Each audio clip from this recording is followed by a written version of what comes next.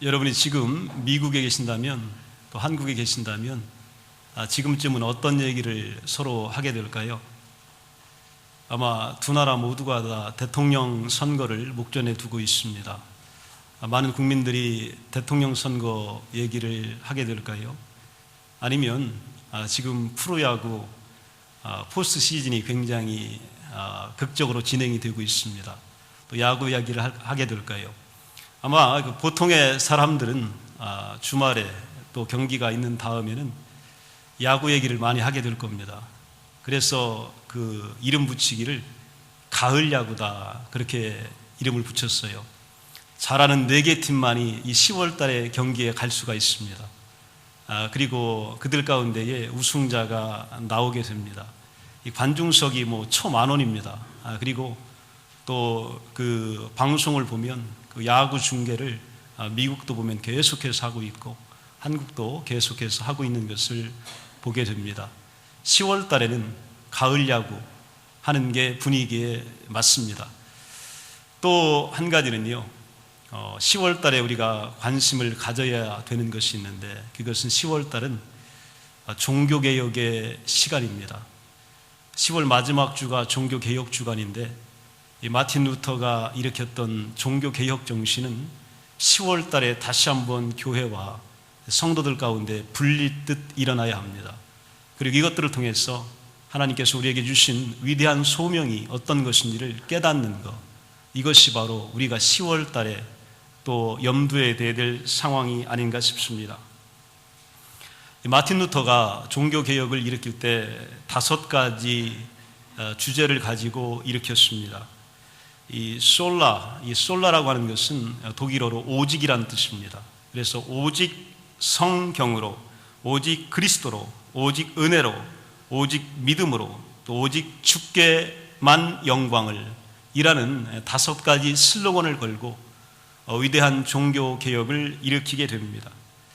이 존 버년이 쓴 철로 역정 17세기 작품인데 성경 이후로 가장 많이 읽히고 또 가장 많이 팔리고 사랑받는 책입니다. 거기 보면 천성을 향하여 떠나는 순례자가 나옵니다. 이 순례자, 그의 이름은 크리스찬입니다. 그런데 그 책 가운데서 그의 본명이 한번 나오게 되는데 이 본명을 기억하는 사람들은 드뭅니다. 한 장면에서 순례자는 이 문지기와 대화를 나누게 됩니다. 이 문지기가 물어봅니다. 당신의 이름이 무엇입니까? 물어보니까 이 순례자가 이렇게 이야기합니다. 나의 이름은 크리스찬이지만 원래 이름은 타락이었습니다. 그레이스 리스, 나는 타락이 내 본명입니다. 우리도 모두 마찬가지입니다. 영성의 또 영생의 선물이 우리에게 주어지기 이전에 또 하나님의 구속의 은혜가 우리에게 흐르기 이전에 우리는 정말 은혜를 모르는 타락한 존재였습니다. 죄인이었고 또 많은 죄악 속에서 헤매이던 존재가 바로 우리였습니다. 한국 프로야구를 볼 때마다 저는 제가 지은 죄가 한 가지가 꼭 생각이 납니다. 어떤 죄냐면 오래전에 한국 시리즈 1차전이 진행될 때에 갑자기 보고 싶었습니다. 그래서 야구장에 가고 싶었는데 티켓을 구할 방법이 없었습니다. 그리고 또 많은 돈이 필요했기 때문에 어려웠습니다. 그래서 어떤 결정을 내렸냐면 가서 보자는 결정을 했습니다. 그리고 갔습니다. 그리고 정문으로 통과하지 않고 양복을 입은 채로 넥타이를 맨 채로 선배 하나와 함께 그냥 담장으로 뛰어 올라갔습니다. 그리고 가서 입장을 했습니다. 그때가 1차전 혜태 타이거스와 빙그레 이글스가 경기를 했는데 저희 고향 대전구장은 제가 어릴 적부터 늘 드나들던 곳이기 때문에 언제라도 누가 막아도 쉽게 들어갈 수 있는 곳입니다. 펄쩍 뛰어들었습니다. 그리고 가서 외야를 거쳐서 내야에 앉아보니까 또 가고 싶은 장소가 있습니다. 기왕에 들어왔는데 로얄석에 가서 경기를 보면 좋을 것 같았어요. 근데 그것이 중간에 철망으로 막혀져 있었습니다. 그래서 어떡할까 궁금하다가 로얄석 몇 자리가 빈 것이 눈에 띄길래 그냥 저기 들어가자고 그랬습니다. 어떻게 들어갔냐면 그냥 철장을 막 올라탔습니다. 그래서 전경들 몇십 명이 따라 붙었습니다. 그리고 호루라기를 막 부는데 이미 올라가서 내려가면 잡아 끌어내지는 못합니다. 넘어갔기 때문에. 그래서 거기 가서 1차전 경기를 가장 좋은 곳에서 또 멋지게 봤는데 마치 선동열 투수가 나왔습니다. 또 빙글에 이강도 선수가 나와서 쳤는데 그게 홈런이 됐습니다. 대단했습니다. 그리고 아주 열광적이었고 멋졌습니다. 지금도 프로야구는 로얄석에서 봐야지 하는 마음이 늘 있습니다. 그런데 마음속에는요, 저걸 내가 도적질에서 들어갔구나 하는 생각에 대한 부담감이 늘 있습니다. 저와 함께 그 담장을 넘었던 선배는 지금 어느 신학대학의 총장이 되어 있습니다. 그리고 저는 오늘 이곳에 담임 목사가 되어서 오늘 여러분에게 설교하고 있습니다. 옛날에 생각해 보면 참 하나님 앞에서 많은 죄를 우리가 짓고 살아갑니다. 작은 죄부터 또 여러 가지 알고 모르고 하는 죄들이 참 많이 있습니다. 이 찰스 스윈들 목사님은 하나님으로부터 도움이 필요한 5가지 분야를 그의 목회와 또 신학교 시절에 발견했는데, 그것은 바로 불안한 것이고 연약한 것이고 또 마찰을 일으키는 것이고 타협하는 것이고 교만이다, 이렇게 이야기했습니다. 이것들 때문에 사람들은 심각한 갈등을 겪습니다. 그러므로 은혜가 이 지경에서 우리를 구출해 주지 않는다면 은혜의 필요성을 우리는 알지도 못하고 그냥 지나가게 됩니다. 은혜가 있어야 되는데 그 은혜의 긴박성을 우리는 놓치면서 그렇게 살아가게 됩니다. 오늘 우리가 구해야 될 것이 은혜인데, 특별히 5가지 주제 중에 오직 은혜로라고 하는 이 슬로건을 우리가 가슴에 안고 몇 주간에 걸쳐서 한 주제별로 말씀을 나누기를 원합니다. 본연의 내 모습을 찾도록 우리가 은혜를 간구해야 합니다. 오늘 본문 고린도전서 15장에 보게 되면 바울은 솔직하게 자신의 부끄러운 과거를 기록합니다. 내가 베드로보다 뒤에 나온 자다. 그리고 12 제자보다 못한 자다. 그리고 500여 성도보다 나는 뒤에 주님을 만났다. 그리고 야고보 뒤에 나는 나오는 자다. 그리고 모든 사도나 모든 성도보다 나는 뒤에 있었던 자다. 이렇게 자신의 부끄러운 과거를 솔직하게 기록하고 있습니다. 특별히 8절에 보면 뭐라고 되어 있냐면 맨 나중에 나에게 보이셨다, 이렇게 말하고 있습니다.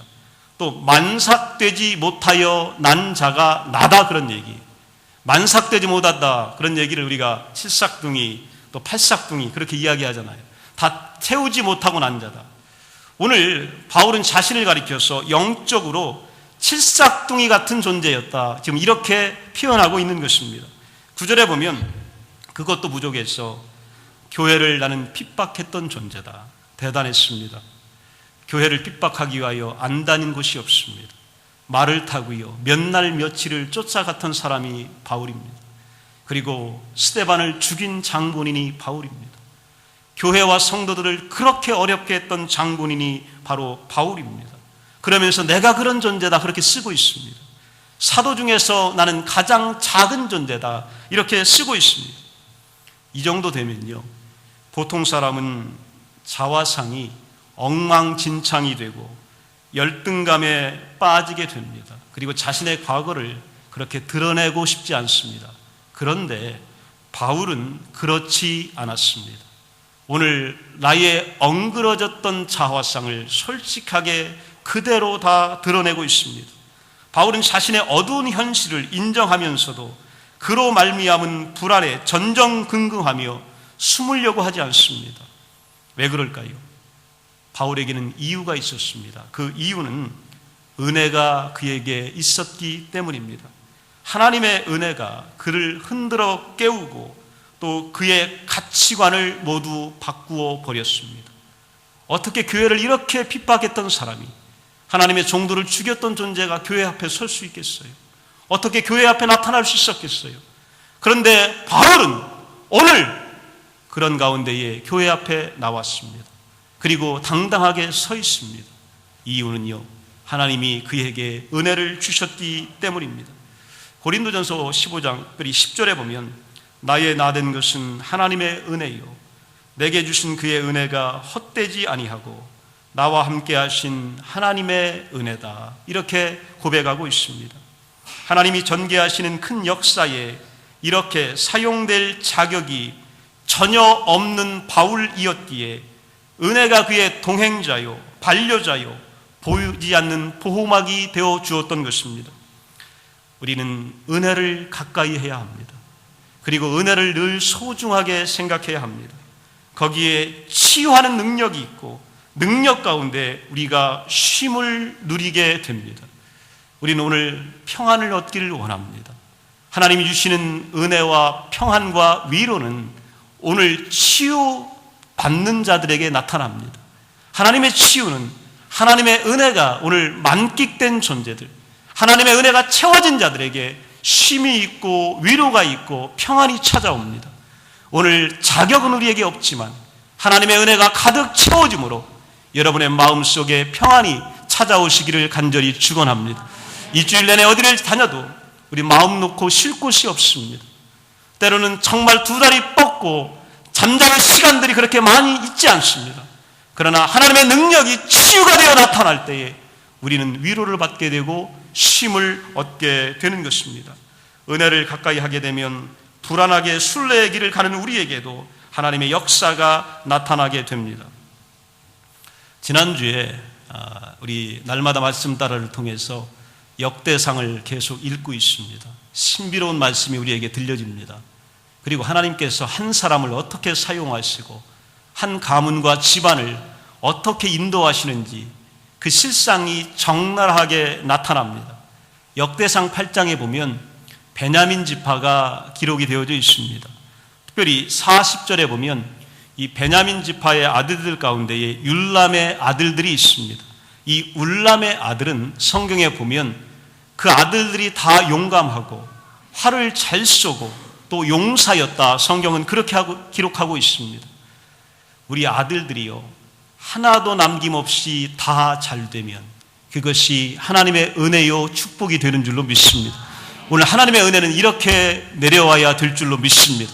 오늘 가문과 자녀손들이 다 잘 될 때에 우리는 하나님께 감사하고 그 은혜를 찬양할 수가 있습니다. 그러면 베냐민 지파가 어떤 지파인지 여러분 바로 그 전에 사사시대가 전개가 됩니다.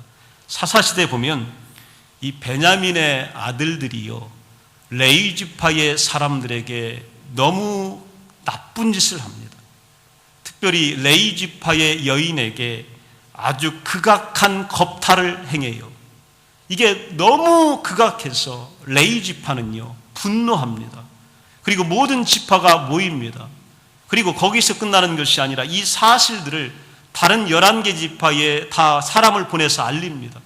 베냐민 지파의 어떤 자들이 레위 지파에 찾아와서 레위 지파에 있는 여인을 이렇게 극악하게 겁탈했다라고 이야기합니다. 그러자요 나머지 지파들이 다 흥분합니다. 그리고 이 정도는 도저히 우리 이스라엘 공동체에서 용서할 수가 없다. 이 베냐민 지파를 완전히 없애는 게 좋겠다라고 하는 어마어마한 결정을 내립니다. 그래서 나머지 지파들이요 군사를 몰고 와서 그래도 작은 지파였던 베냐민 지파의 주민들을 완전히 죽여버립니다. 그리고 부녀자들을 다 죽입니다. 그리고 자녀들까지 완전히 다 죽여버립니다. 그 와중에 남자들 600명이 학살을 피하여 도망갑니다. 도망가서 광야에 숨게 됩니다. 이걸 보고 나머지 지파들이 어떤 결정을 내리냐면 행여라도 저들이 다시 회복되지 못하게 하기 위하여 우리 지파에 있는 여인들은 절대로 베냐민 지파의 아내로 내어주지 않기로 결정을 해버립니다. 이제는 남자들이 남았지만 아내로 얻을 여인들이 없어요. 그래서 그들이 어떻게 했냐면 몰래 다른 이방인 땅에 가서 여인들을 잡아와서 결혼하고 가정을 꾸미게 됩니다. 이 정도 되면 이 가문은요 완전히 전멸하게 되는 겁니다. 그리고 회복이 불가능한 상태가 되게 됩니다. 그런데 역대상 8장을 읽으면요 거기서 다 끝날 것 같은 베냐민 지파가 끝나질 않아요. 거기서 하나님의 사람들이 막 나오기 시작합니다. 그리고 위대한 역사가 막 펼쳐지기 시작하는데 대표적인 사람이 누구냐면 이스라엘 초대 왕으로 사울이 나타납니다. 사울이 누구냐면요 베냐민 지파의 사람입니다. 왜 그를 하나님이 선택하셨을까요?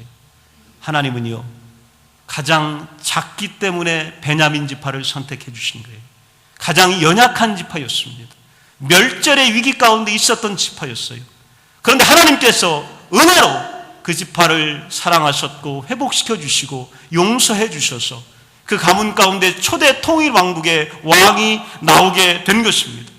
우리 지난주에 말씀을 나누었던 사울왕의 손자요 요나단의 아들이었던 무비보셋, 도망갔잖아요. 그 가문에 남은 사람이 하나도 없잖아요.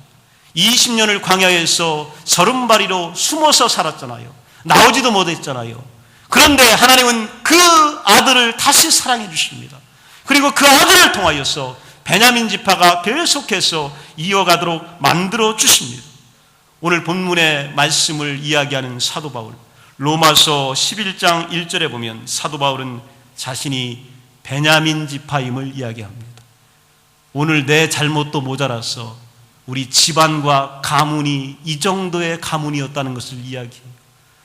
그럼 무슨 자화상이 그에게 있길래 이 1000년 전의 역사, 부끄러웠던 역사를 끄집어낼까요? 그리고 베냐민 지파 중에 가장 작은 나에게 하나님의 은혜가 있다고 오늘 이렇게 이야기할까요? 계시록 7장 8절에 보면 베냐민은 구원의 입맞은 신약의 지파 중 한 지파로 당당하게 다시 언급이 됩니다. 이유는 한 가지예요. 자격이 없지만, 행위로 봐서는 진멸돼야 되지만 하나님께서 우리를 용서하신 겁니다. 하나님께서 나를 사랑해 주신 거예요. 그리고 회복시켜 주신 것입니다. 그리고 다시 우리의 불안을 잠재워 주신 것입니다. 이것이 바로 은혜입니다. 여러분, 내 자신이 어떤 존재인지 본연의 모습을 다시 한번 생각하며 하나님의 은혜를 구하는 것, 이것이 바로 축복입니다. 또 은혜는요, 고난을 통해서 우리가 배우게 됩니다. 우리 인간은 참 극도로 연약한 존재입니다. 사도 바울이 뭐라고 고린도후서 12장에 말하고 있냐면 7절에 보면 너무 자만하지 않게 하시려고 내 육체의 가시 곧 사탄의 사자를 주셨다. 하나님의 최고의 사도입니다. 오늘 초대교회를 주름잡고 초대교회 선교의 역사를 써나가는 그가 뭐라고 고백하냐면 내게 가시가 있다. 그렇게 고백합니다. 근데 이 가시가 다른 것이 아니라 사탄의 사자다. 이렇게 고백해요. 본인이 얼마나 갈등하고 때로는 연약한 존재임을 알았으면 내 속에 사탄의 종이 내 속에 와 있구나. 그래서 나를 어렵게 하고 있구나. 이렇게 고백을 합니다. 8절에 보면 내게서 떠나기를 위하여 3번 주께 간구했다. 또 9절에 보면 내 은혜가 내게 족하다 하셨다. 내 능력이 약한 데서 온전하여 짐이라. 나의 여러 약한 것들에 대하여 자랑하리니 그리스도의 능력이 내게 머물게 하려 함이라. 오늘 바울이 자랑했던 게 뭐냐면 나의 약한 것들입니다. 나의 연약함, 나의 가시를 오늘 자랑하고 있습니다. 10절에 뭐라고 했냐면 내가 그리스도를 위하여 약한 것들과 능욕과 궁핍과 박해와 곤고를 기뻐하노니 이는 내가 약한 그때의 강함이라. 은혜가 우리에게 왜 필요하냐면 우리가 약하기 때문입니다. 오늘 궁핍과 곤핍과 능욕과 박해와 곤고를 우리가 겪고 있기 때문에 하나님의 은혜가 우리에게 필요한 것입니다. 우리 모두가 갈등하며 사는 것은 바로 인간의 연약함 때문입니다. 연약함은 여러 가지 모습으로 우리를 매복하고 있다가 기습을 합니다. 그래서 우리는 고통받고 상하고 실패하고 때로는 폭발하기도 합니다. 우리는 때로는 우울해지고 여기에 대한 묘책이나 묘안이 따로 없습니다. 아무리 신앙이 좋고 때로는 기도를 많이 해도 안 됩니다. 불평해도 도움이 되는 게 하나도 없습니다. 도대체 우리의 문제가 무엇일까? 한번 생각해 보게 됩니다. 우리는 다만 유한한 인간이기에 불완전만이 늘 우리와 함께하고 있는 것이고 그것이 우리 앞에 장애가 되어서 지금 나타나고 있는 것입니다. 바울의 경우는 고통의 가시를 지니고 살았는데 이것이 죽을 때까지 떠나지를 않습니다. 이 가시가 그 몸에 있을 때 그는 한없이 연약했고 인간적인 상태가 되었습니다. 그런데 어떻게 그가 그런 고통 속에서 연약함 속에서도 불구하고 그 사역을 계속할 수 있었을까요? 여러분이라면 저라면 아마 벌써 무너졌을 거예요. 이런 내 자화상, 뒤틀어지고 엉그러지고 때로는 오염된 자아가 내게 있음을, 나의 과거가 있음을 사람들이 나를 이렇게 평가한다면 우리는 그 자리에서 무너지게 될 것입니다. 그리고 나의 가문의 약점을 내 스스로 밝히면서 우리는 서 있기가 힘이 들 것입니다.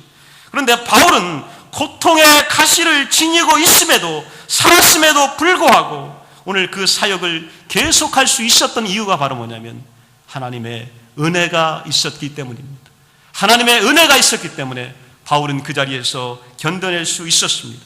그가 연약함을 기뻐하게 된 것은 은혜였고, 그리고 일단 기뻐하게 되니까 다시 그에게서 형언할 수 없는, 표현할 수 없는 새로운 힘이 막 솟아오르게 되었습니다. 연약함 가운데서 은혜가 그에게 기쁨을 주자 능력과 핍박과 곤란이 그를 어떻게 할 수가 없었습니다. 연약해도 능력이나 핍박이나 사탄의 사자는 우리를 어떻게 하지를 못합니다. 이유가 뭘까요? 우리 안에 하나님의 은혜가 있으면 우리를 어떻게 하지 못하는 것입니다. 여러분은 절대로 넘어지지 않게 되는 것입니다. 역대상 6장에 보면요, 참 귀한 말씀이 또 나와요. 31절부터 34절에 보면 레위 자손으로서 그 성전에서 찬송하는 자들이 기록되어져 있고, 다윗은 이 성전의 찬양 대장을 임명을 합니다. 특별히 이 기간을 성경은 분명하게 말합니다. 이 기간이 다윗이 성전 건축을 아주 극도로 열망하고 바라고 소망하면서 기도하며 준비하고 사모하고 있던 기간입니다. 그리고 백성들을 격려하여 하나님의 성전을 세우기를, 하나님의 성전을 건축하기를 기도하고 있던 바로 그 순간입니다. 그리고 그 다음 왕 솔로몬이 이 성전 건축을 완성할 때까지 가장 중요한 시기에 오늘 그 성전에서 하나님을 찬양하며 오늘 용기를 잃은 백성들에게 희망을 주며 노래했던 찬양대가 나옵니다. 그리고 그 찬양대의 리더였던 찬양대장들이 임명되는 것을 우리는 보게 됩니다. 참 중요한 역할을 감당합니다. 그런데 이 사람들은 그때만 그 일을 감당한 것이 아니고요, 포로로 잡혀갔다 왔을 때도 보니까 성전이 황폐해지고 예루살렘 성벽이 무너졌을 때 그들은 찬양을 합니다. 그리고 다시 백성들이 하나님께 예배할 수 있도록 도와줍니다. 그리고 예배를 살릴 수 있도록 만들어준 장본인들이 바로 역대상 6장에 기록되어져 있습니다. 그들의 이름이 뭐냐면요, 헤만이고 아삽이고 또한 아단입니다.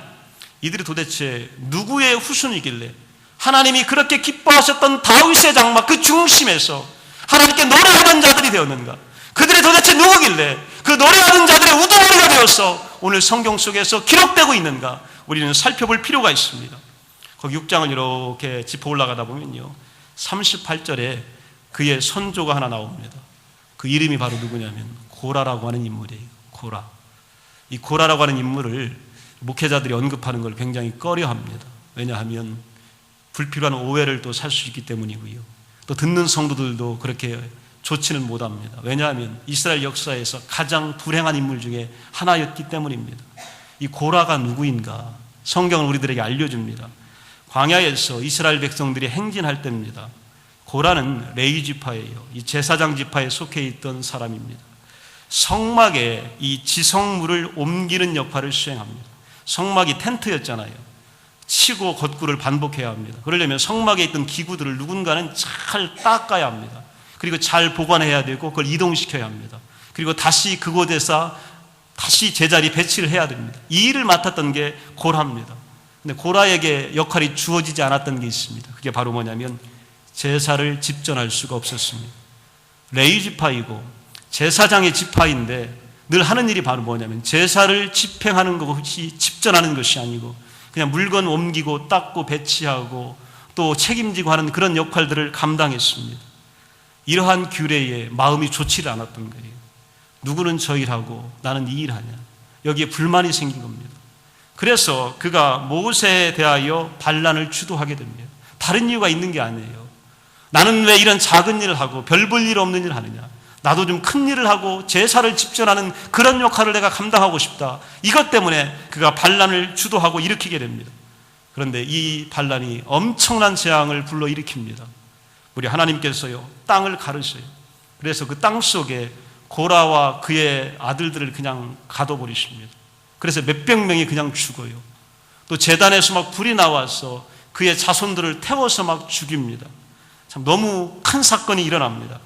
이걸 보면서 백성들의 마음이 좋지를 않았어요. 왜냐하면 왜 저 정도 가지고 모세는 그렇게 했을까? 왜 저 정도 가지고 하나님은 그렇게 하셨을까? 백성들은요, 오늘 죽어가는 고라의 집안을 보면서 마음이 굉장히 불편했습니다. 그래서 백성들 전체가 이 일에 대해서 불평과 불만을 합니다. 이때 하나님께서요 어떻게 하시냐면 연병을 이스라엘 백성에게 보냅니다. 그래서 그 가운데 죽은 자가 14만 7천 명입니다. 14만 7천 명이 이 연병 때문에 죽어나가게 됩니다. 그러면 여러분 이 정도면요 회복이 불가능하잖아요. 이 정도면 하나님께서 다시 보시기가 어렵잖아요. 이 정도면 다시 그 자리로 돌아온다는 건 쉽지 않잖아요. 그런데 성경의 역사를 우리가 보면 그럼에도 불구하고 그 후손들이 다시 다윗 시대에 솔로몬 시대에 성전의 중심으로 복귀하는 겁니다. 그리고 다시 찬양대로 복귀합니다. 그리고 그들이 예배 때마다 제사 때마다 읽었고 노래했던 시편을 42편부터 무려 88편까지 고라 자손들이 기록한 시편이라고 그렇게 기록되어져 있습니다. 그들이요 하나님 제사의 중심으로 돌아오게 되는 겁니다. 하나님의 영광의 중심으로 복귀합니다. 그리고 찬송의 중심으로 복귀하게 됩니다. 그들은요 조상들이 지었던 잘못을 인정합니다. 그리고 회개합니다. 그리고 참회합니다. 그리고 결국 귀하게 복귀되는 것을 우리는 보게 됩니다. 오늘 하나님께서는요 우리를 사랑하고 계십니다. 우리의 죄악이 아무리 많아도 우리의 자화상이 아무리 왜곡되고 때로는 흐트러져 있어도 하나님은 우리를 사랑하시는 것이 틀림이 없습니다. 이런 인물조차도 이런 가문조차도 하나님은 다시 불러들이셨고 위대한 역사를 쓰도록 기회를 허락하여 주셨습니다. 이유가 뭘까요? 이유는 한 가지입니다. 하나님의 은혜입니다. 하나님이 일방적으로 우리를 사랑해 주셨기 때문입니다. 이 정도 되면 끝나야 됩니다. 이 정도 되면 보이지 말아야 됩니다. 이 정도 되면 역사의 기록에서 사라져가야 합니다. 그런데 하나님은 그렇게 하지 않으셨어요. 다시 회복시키시고 다시 은혜를 주시고 다시 능력을 주셔서 그 영광에 참여하는 존재가 되게 하여 주신 것입니다. 오늘 저와 여러분들 우리의 과거와 자화상은 많이 흐트러져 있을 수 있습니다. 나의 역사의 순간에 많은 잘못들이 있습니다. 그러나 하나님은 오늘도 여전히 우리를 사랑하고 계십니다. 그리고 우리를 불러주고 계신 것입니다. 스코틀랜드의 조지 마트슨이라고 하는 분이 자신의 저서에서 개인적인 절망으로 인한 그 연단을 고백합니다. 그때 그가 뭐라고 하냐면 내 영혼아 꿇어 엎드리라는 장소를 피하지 말라 이렇게 이야기합니다. 꿇어 엎드리게 하는 장소가 하나님의 은혜와 축복의 장소입니다. 그러면서 그가 대답을 찾아내요. 성경에서 위대한 신앙의 인물들은 뭐라고 대답했을까? 그가 가장 풍요로울 때 하나님의 축복의 순간이 어디였냐고 물어봤을 때에 이 성경의 인물들이 대답했던 대답이 바로 뭐냐면 내가 엎드려졌던 차가운 바닥이 나에게는 풍요의 자리였습니다. 오늘 내가 실패하고 엎드러지고 차갑다고 느껴지는 그 자리가 하나님의 은혜가 있는 자리입니다. 오늘 여러분이 고칠 수 없는 병을 안고 하나님의 은혜를 사모할 때 하나님의 은혜가 있습니다. 내가 실패했을 때에 나를 도와줄 사람이 없을 때에 차가운 감옥에서 겟세마네 동산에서 기도할 때에 그때 하나님의 은혜가 있습니다. 그리고 그 자리에서 그들은 풍요와 놀라운 축복을 경험하게 됩니다. 이 순례자의 길이 예상보다 어렵습니다. 고통스럽습니다. 예수 믿으면 우리 다 잘 될 줄 알았잖아요. 기도하면 다 하나님께서 응답하실 줄 알았잖아요. 또 때로는 사명 받으면 일이 쉬울 줄 알았잖아요. 때로는 우리가 은혜 받으면 성령 충만하면 우리의 십자가가 계속해서 가벼워질 줄 알았잖아요. 그런데 순례자의 길은 그렇지 않습니다. 만사 형통하고 승승장구의 경험을 할 줄 알았는데 오늘 순례자의 길, 여러분이 중직자의 길, 사명자의 길, 또 목회자의 길, 여러분이 하나님의 교회를 섬기고 천성을 향하여 하는 길, 또 재림의 주님을 기다리는 길은요 때로는 춥고 황량한 들판이 되고 땅에 앉아서 외롭게 낙심되고 때로는 상실의 고통을 경험해야 되는 찬바람이 될 수 있습니다. 여기가 바로 순례자의 길입니다. 그런데 이 길을 우리는 생각합니다. 내가 잘못된 것이 아닌가, 하지 말았어야 되는 것이 아닌가, 여기서 내가 무슨 풍요를 경험할 수 있을까, 낙심이 우리들에게 찾아올 수 있습니다. 그런데 성경은 우리에게 이야기합니다. 절대 그렇지 않습니다. 왜 그러냐면 하나님의 은혜가 우리 옆에 있기 때문입니다. 아무리 추워도 아무리 어려워도 아무리 고독해도 하나님의 은혜가 여러분과 함께 있으면 베냐민 지파를 일으켜 세우신 하나님의 능력이 여러분의 가문과 자손을 일으켜 세울 줄로 믿습니다. 고라의 가문을 일으켜 세우신 하나님의 위대한 사랑이 우리를 예배의 중심으로 복귀시켜 줄 줄로 믿습니다. 또 용서하신 하나님의 은혜가 우리를 찬양의 중심으로 다시 한번 불러주실 줄로 믿습니다. 오직 은혜만이 가능한 것입니다. 자격 없는 우리, 죄 있는 우리, 아무 공로 없는 우리를 하나님은 불러주셔서 위대한 자리로 초대하고 계십니다. 오늘 그 자리가 차가워도 문제 아닙니다. 외로워도 문제 아닙니다. 고통스러워도 문제 아닙니다. 하나님은 그곳에 여러분에게 은혜를 주시면 여러분에게 놀라운 회복의 역사가 일어나게 될 줄로 믿습니다. 우리 다 함께 일어나셔서 기도합니다.